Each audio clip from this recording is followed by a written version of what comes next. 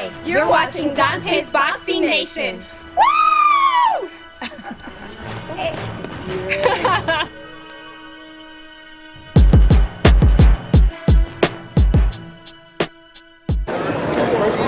I'm over Dante's Boxing Nation over here. My man ABEL Sanchez just came back from New Zealand. I want to say congratulations on a great performance with your fighter Andy Ruiz.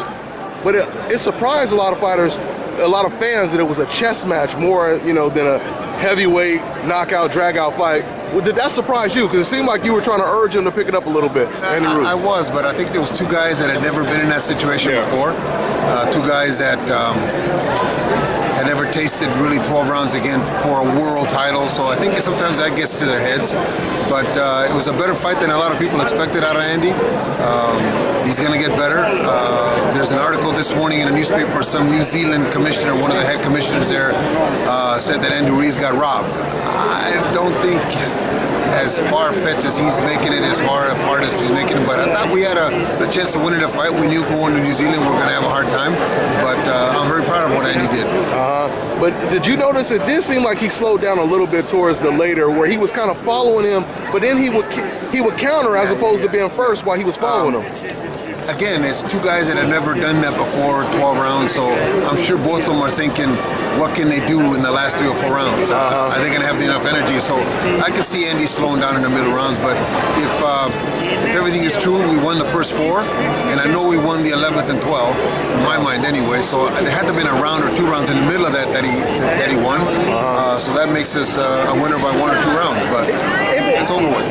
You trained the biggest secret in boxing. I think he's one of the best fighters in the world, but no one knows about him yet.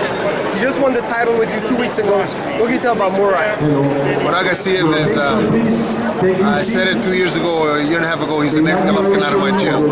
He just has the kind of temperament and kind of character that it takes to be at the top. He's only 23 years old. He's also another guy that's never been to that level that was difficult. The 12-round fight with Denis Lebedev, who was the best cruiserweight in the world at the time, I'm sure it was something that was frightening on the inside. Can I go to 12 against this big guy? But he did, and he did well. Last question.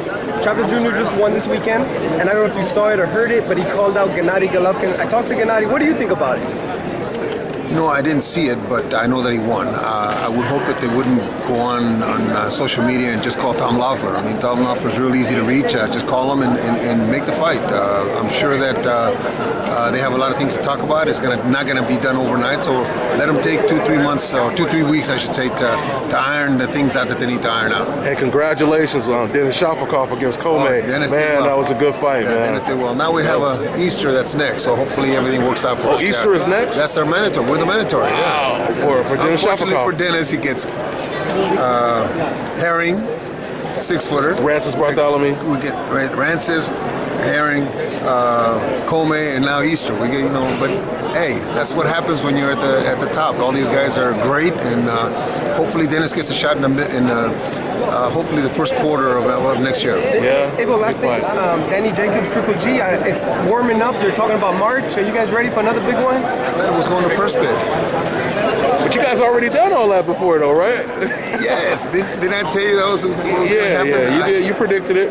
You know what? I hope it gets done, because I think Danny's a heck of a fighter, but that's something that they have to work out, and when it's worked out, then Gennady will fight Danny Jacobs. If not, then we're fighting in March sometime. I hope that he fights 4 times next year. What's the backup plan? You guys have to be looking at another opponent just in case. I'm sure Glad Tom is the way he is, so mild-mannered and doesn't let a lot of the cards, doesn't show a lot of the cards. But I know that Gennady's coming to camp on the 15th of January. We're going to start training for a fight in March, and we'll see what happens.